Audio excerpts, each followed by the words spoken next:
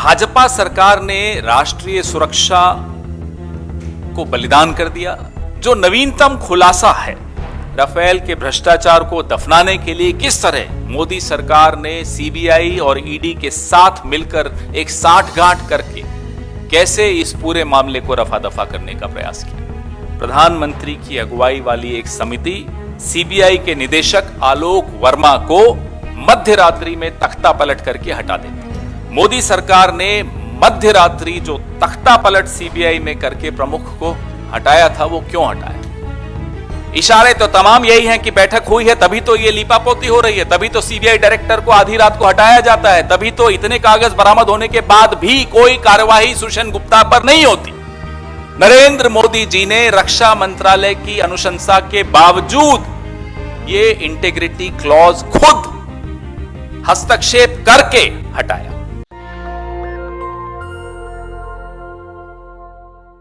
मोदी सरकार द्वारा Rafale deal में भ्रष्टाचार, रिश्वत और मिलीभगत को दफनाने के लिए एक ऑपरेशन कवर अप चल रहा है और वो फिर से उजागर भी हो रहा है। भाजपा सरकार ने राष्ट्रीय सुरक्षा को बलिदान कर दिया। जो हमारी भारतीय वायुसेना के हित उनको खतरे में डाला और देश के खजाने को हजारों करोड़ रुपए का नुकसान करवाया। पिछले 5 वर्षों में संदिग्ध राफेल डील में जो प्रत्येक आरोप है, जो हम लोगों ने यहां बैठकर कई बार आपसे साझा किए, आप लोगों ने मीडिया में चलाए, और जो प्रत्येक पहेली है, उन सब का इशारा अब इशारा नहीं रह गया। स्पष्ट तौर पे देश की सत्ता में बैठे उच्चतम नेतृत्व तक जा रहा है। ऑपरेशन कवर अप में जो नवीनतम खुलासा है राफेल के भ्रष्टाचार को दफनाने के लिए किस तरह मोदी सरकार ने सीबीआई और ईडी के साथ मिलकर एक साठगांठ करके कैसे इस पूरे मामले को रफा दफा करने का प्रयास किया। 4 अक्टूबर 2018 को, महत्वपूर्ण दिनांक, 4 अक्टूबर 2018 को भारतीय जनता पार्टी के 2 पूर्व मंत्री यशवंत सिन्हा, अरुण शौरी जी और एक वरिष्ठ वकील ने राफेल सौदे में बड़े पैमाने पर भ्रष्टाचार का हवाला देते हुए उस वक्त के सीबीआई के निदेशक को अपना पूरा हलफनामा, शिकायत का पुलिंदा एक फाइल सौंपी। यह हुआ 4 अक्टूबर 2018 को। दूसरा महत्वपूर्ण दिनांक 11 अक्टूबर 2018, यह खुलासा अभी कल ही हुआ है। 11 अक्टूबर 2018 को मॉरिशस सरकार के अटॉर्नी जनरल ने राफेल से जुड़े कमीशन के कथित भुगतान के संबंध में सीबीआई को दस्तावेज दिए। 11 अक्टूबर 2018 को अटॉर्नी जनरल मॉरिशस के सीबीआई को पूरा एक फाइल सौंपते हैं और 23 अक्टूबर 2018 को प्रधानमंत्री की अगुवाई वाली एक समिति सीबीआई के निदेशक आलोक वर्मा को मध्य रात्रि में तख्ता पलट करके हटा देती। देखिए कितना रोचक ये संयोग है, प्रयोग है, जो भी है आपके सामने है। 4 अक्टूबर को शिकायत होती है राफेल पे। 11 अक्टूबर को मॉरिशस के अटॉर्नी जनरल एक और फाइल देते हैं राफेल से के जो मिडिलमैन है उसके ऊपर। लेकिन 23 अक्टूबर तक कोई इंक्वायरी नहीं ऑर्डर होती। बजाय इंक्वायरी ऑर्डर होने के तख्ता पलट हो जाता है सीबीआई में। सीबीआई में आधी रात को रेड होती है। सरकार खुद रेड कर रही सीबीआई में।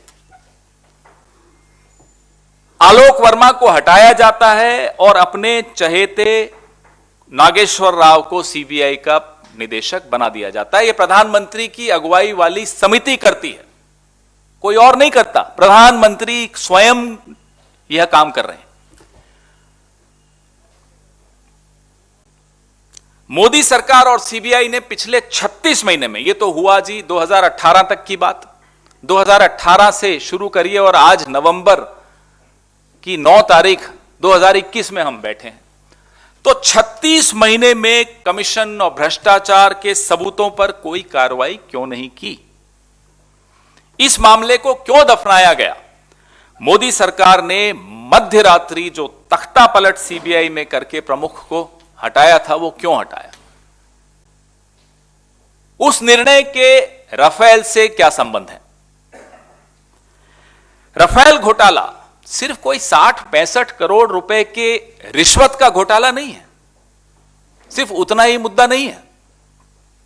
यह इस देश का सबसे बड़ा रक्षा सौदा है और इसलिए कह रहे हैं हम सबसे बड़ा रक्षा घोटाला है।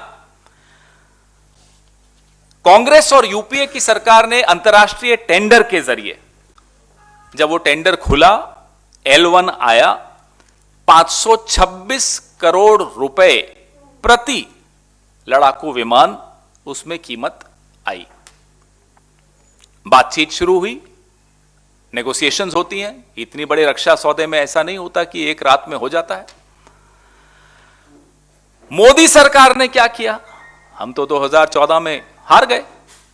मोदी सरकार ने वही राफेल लड़ाकू विमान बिना किसी टेंडर के 1670 करोड़ में खरीदा। 526 करोड़ में हमने सौदा किया, 1600 और हमने टेंडर के माध्यम से किया।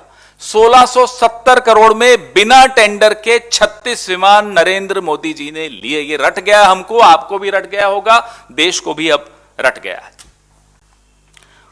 और सबसे महत्वपूर्ण बात क्या है? दोनों में अंतर क्या है? यूपीए के राफेल सौदे में और मोदी के राफेल सौदे में। मैं मोदी सरकार भी नहीं कहूंगा, मोदी जी का पर्सनल राफेल सौदा था। उसमें अंतर यह है कि एक तो कीमत का अंतर मैंने आपको बता दिया, 526 करोड़ की चीज 1670 करोड़ में ली गई।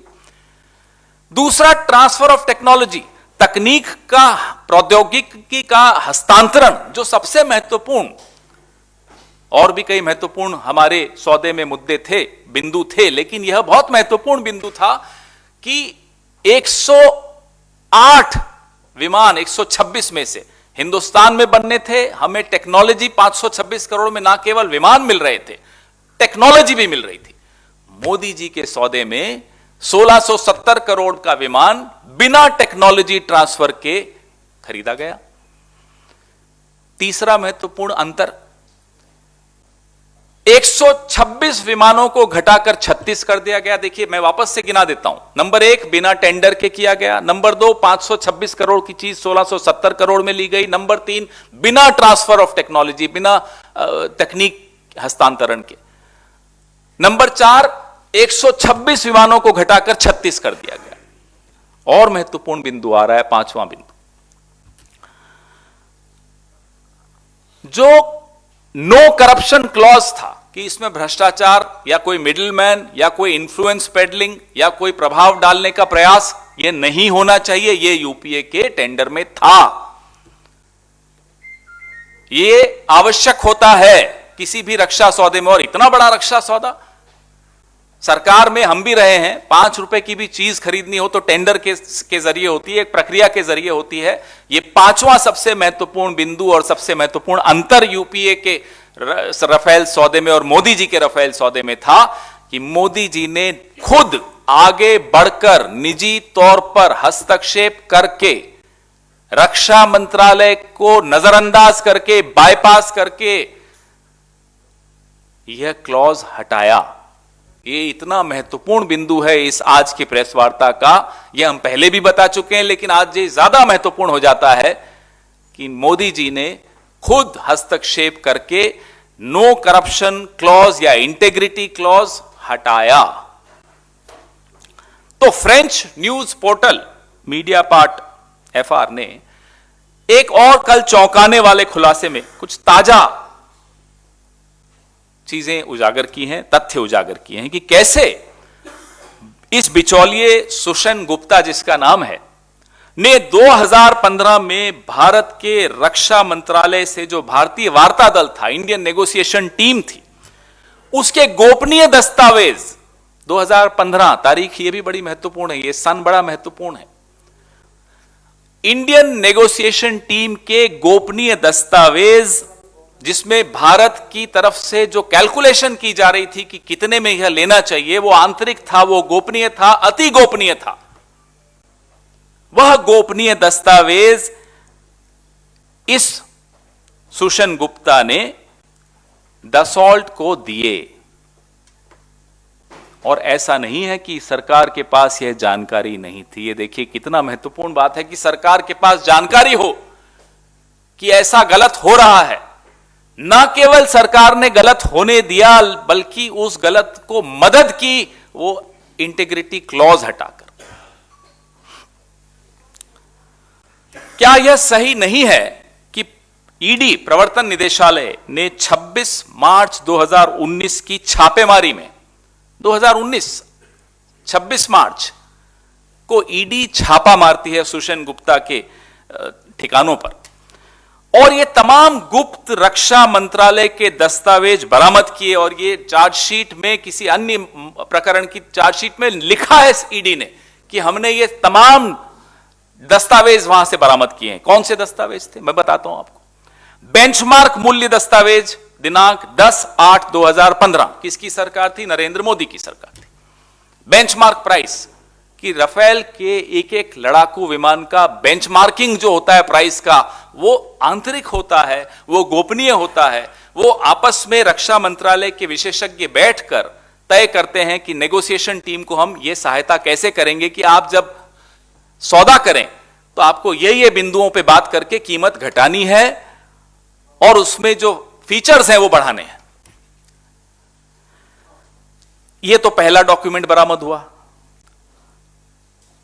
मिनट्स ऑफ द मीटिंग, जो रक्षा मंत्रालय की इंडियन नेगोशिएशन टीम की चर्चाओं का रिकॉर्ड है, आपस में गोपनीय है, आंतरिक है, अति गोपनीय है। नंबर 2 यह बरामद हुआ। कब बरामद हुआ? मैं फिर से दोहराता हूं, 26 मार्च 2019 को बरामद हुआ। आज 9 नवंबर 2021 है, मत भूलिएगा। तीसरा क्या मिला उनको? तीसरा जो कागज मिला, रक्षा मंत्रालय भारत सरकार द्वारा की गई गणना, कैलकुलेशंस की एक्सेल शीट एक बिचौलिए के पास 2019 में बरामद हो रहा है।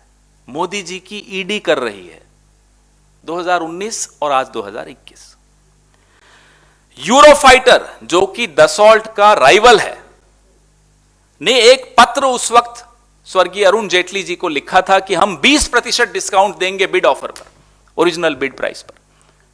वो कागज भी इसी रेड में, 2019 की रेड में, ईडी को सुषेण गुप्ता के यहां बरामद हुआ। आज 2021 में बैठे हम। जो सबसे महत्वपूर्ण 5वां कागज बरामद हुआ, बड़ा गौर से सुनिएगा। 24 जून 2014 की तारीख थी उस नोट पर। वह नोट सुषेण गुप्ता ने दसॉल्ट को भेजा था और उस नोट में क्या लिखा था? 24 जून 2014, नई सरकार थी, मोदी जी की सरकार को 1 महीना हो चुका था, शपथ लिए, स्थापित हो चुकी थी।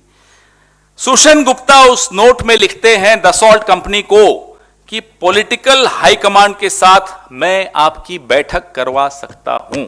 यह भी बरामद हुआ ईडी को। ये 5 कागज जो बरामद हुए, 1200 कागज हैं, लेकिन मैं इन 5 का जिक्र कर रहा हूं।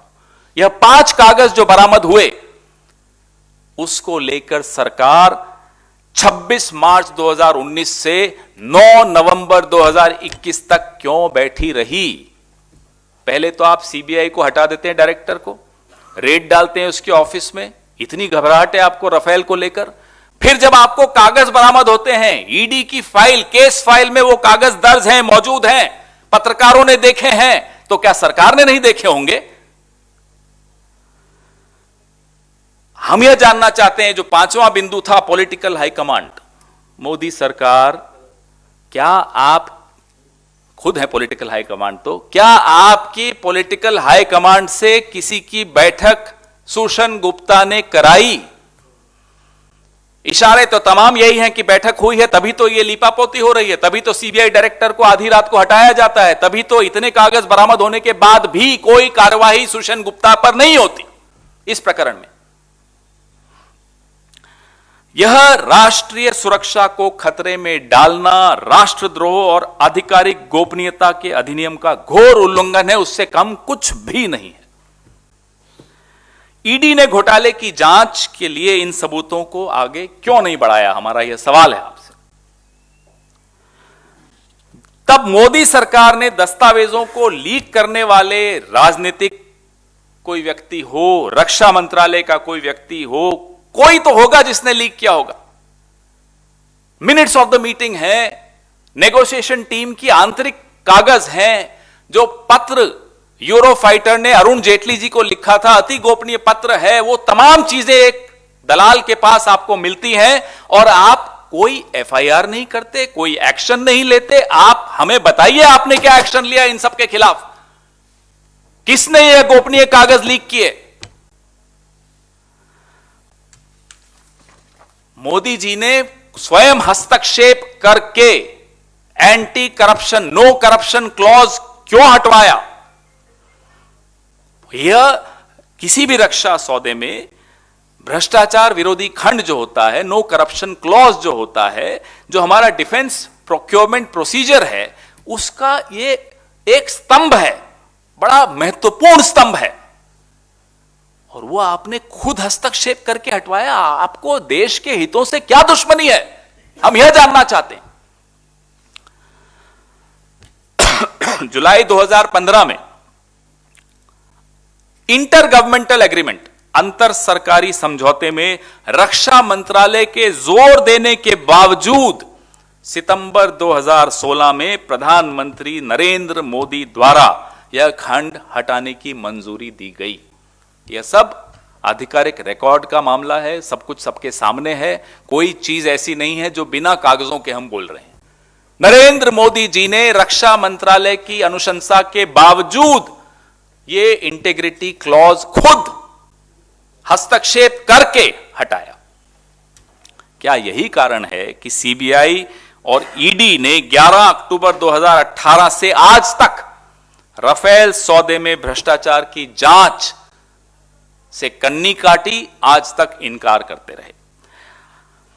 आज जो स्थिति है देश की, हमारी सीमाएं असुरक्षित हैं, पाकिस्तान और चीन की एक धुरी बन रही है जो हमारी राष्ट्रीय सुरक्षा के लिए बहुत बड़ा खतरा है।